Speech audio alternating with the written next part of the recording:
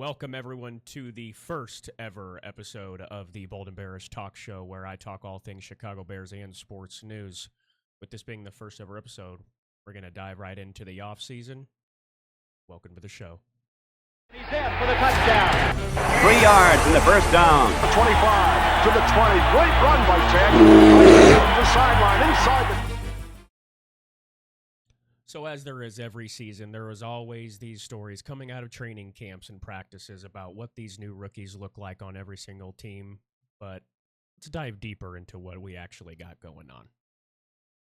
So if I were to say that the Bears had an interesting offseason, that would be an understatement. We had some critical offensive upgrades that most of us have known, but let's kind of look into them a little bit. So this first guy that we picked up for our offensive line, center Drew Dahlman, picked him up from the Atlanta Falcons on a 3-year, $42 million contract. 6'3", 320 pounds. He's 26 years old. And coming into this current season, he is ranked as the 5th best center. Now, our old center, who was on the Bears' offensive line, was the third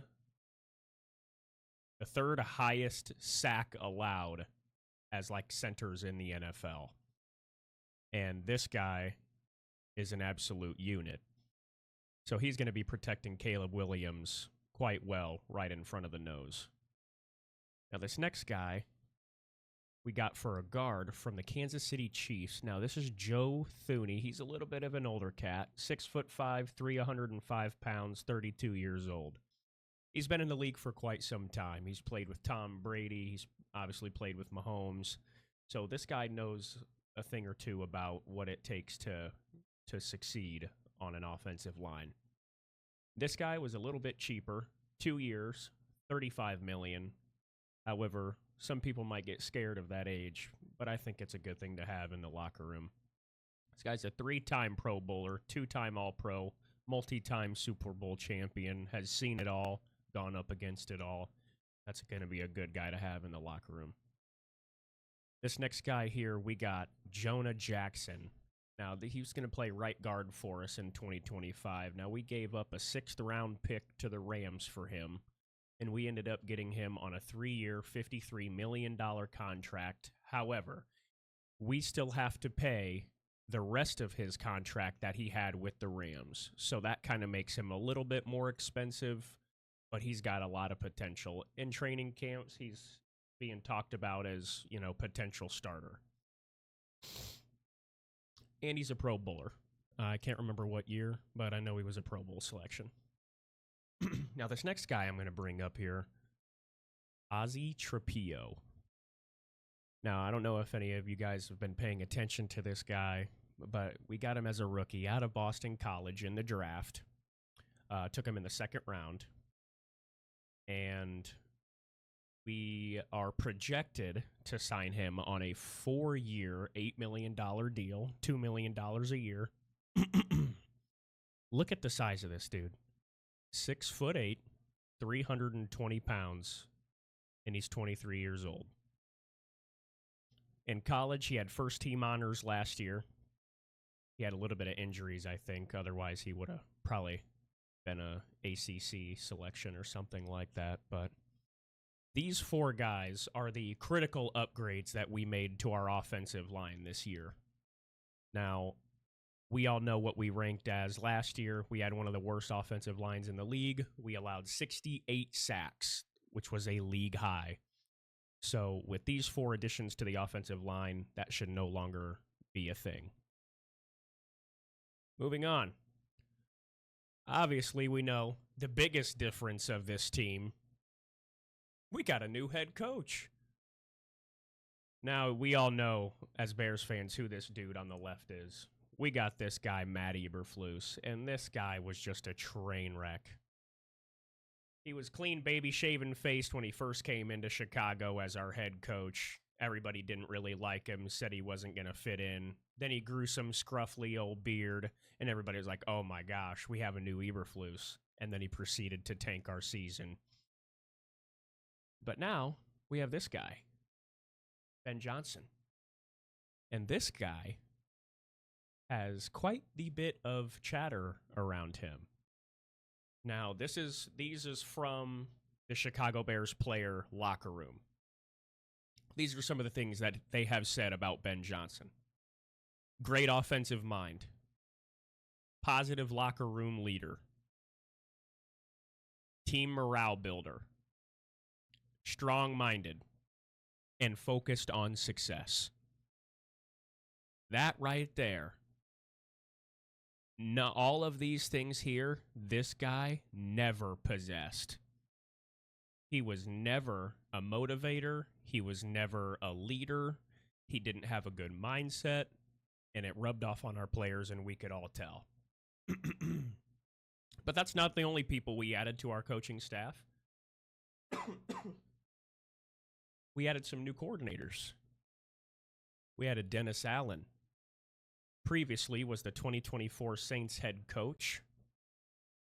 Does much better as a defensive coordinator, and with our defense, I feel like he's going to have some fun being able to get in with those guys and get them up to speed on what the kind of program that he's going to try and run with them is. We also got a new guy over on offense. We got Declan Doyle. Now, this guy was previously the tight end coach for the Broncos last year. And got switched to offensive coordinator after seeing his abilities of calling plays. Now, here's the best part. Declan mixed with Ben Johnson, we are going to be seeing some insane offensive schemes, I feel like, and I'm so excited to see that.